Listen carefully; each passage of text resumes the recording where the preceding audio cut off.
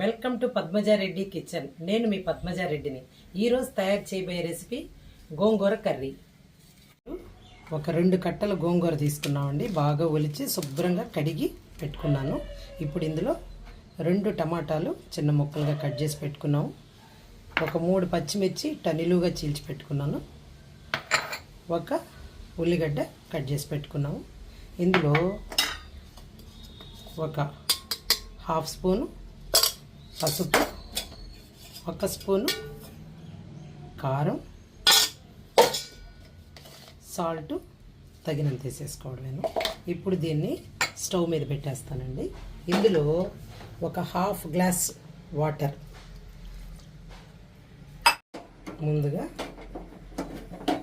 Stove on చేసి ఇందులో గిన్నెని పెట్టానండి. ఇప్పుడు ఇవన్నీ వేసేసాం కదా, ఇందులో కొంచెం 1 స్పూన్ ఆయిల్ వేసేయండి. ఇప్పుడు మూత పెట్టి పెడితే ఒక 10-15 నిమిషాలకి బాగా మెత్తగా ఉడికిపోద్దండి. ఇప్పుడు కొంచెం కలిపి పెడదామండి. ఆకు కదండి, తొందరగా ఉడికిపోద్ది. ఈ వాటర్ తగ్గే లోపల ఇంకా పూర్తిగా ఉడికిపోద్ది. కొంచెం మూత పెట్టి పెడతాను. ఉడికిందో లేదో చూద్దామండి. బాగా దగ్గరగా ఉడికిపోయిందండి. టమాటాలు అన్నీ బాగా ఉడికిపోయాయి. ఇప్పుడు దీన్ని తాళింపు పెట్టుకుంటానండి. స్టవ్ పైన బాండలు పెట్టానండి తాళింపు కోసం. ఇందులో 3 గంటలు అంటే 3 స్పూన్ల ఆయిల్ వేసుకోవాలండి. 3 టేబుల్ స్పూన్ల ఆయిల్ అంత పడాలా.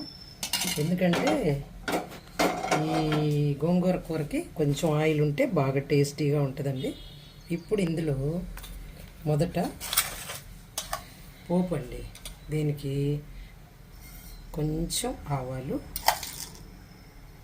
పచ్చెనగపప్పు, మినప్పప్పు,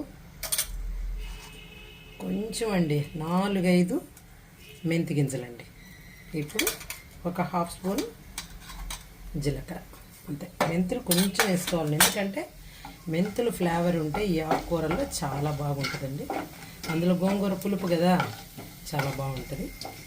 పోపు వేగిందండి బాగా, చూడండి చిక్కపట్లాడిపోయినాయి. ఇందులో ఉల్లిపాయ ముక్కలండి సన్నగా తరిగి పెట్టుకున్నాం కదా. అందులో ఎండుమిర్చి ఒక 3 ఎండుమిర్చి ముక్కలు చేసి పెట్టాను. ఒక 7-8 వెల్లుల్లి బాగా. ఇప్పుడు ఇది కరివేపాకండి, ఒక 2 గడ్డలు.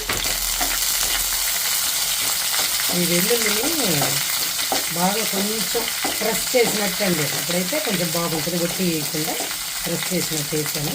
అప్పుడు ఈ పోపుని బాగా కొంచెం బ్రౌన్ కలర్కి వచ్చిందాక వేపుకోవాలి. లింపు వేగిపోయింది చూడండి. బాగా ఈ కలర్లో రావాలండి. ఆనియన్స్ అంతా మంచి బ్రౌన్ కలర్లోకి వచ్చేస్తే ఇప్పుడు మనం ముందుగా ఉడకబెట్టి పెట్టుకున్నాం కదా ఈ కూరని, ఈ కూరనంతా దీంతో ఇలాగా పోసేసుకోవాలి. ఇప్పుడు దీన్ని ఒక 2 నిమిషాలు అలాగే ఆయిల్లో కలిపేస్తాము. చూడండి బాగా తిరగమాత ఆయిల్ అంతా కలిసిపోయింది. ఇంతేనండి, గోంగూర కూర రెడీ అయిపోయింది. ఇంకా స్టవ్ ఆఫ్ చేసేస్తాను. గోంగూర కర్రీ రెడీ అయిపోయిందండి. చాలా ఈజీగా తయారు చేసుకోవచ్చు, బాగా టేస్టీగా ఉంటుంది. మీరు కూడా ఒకసారి ట్రై చేయండి. వీడియోస్ మీకు నచ్చినట్టయితే లైక్ చేయండి, షేర్ చేయండి, సబ్స్క్రైబ్ చేయండి, బెల్ ఐకాన్ ప్రెస్ చేయండి. మీరు సబ్స్క్రైబ్ చేస్తే మాకు సపోర్ట్ చేసినట్టు ఉంటుంది.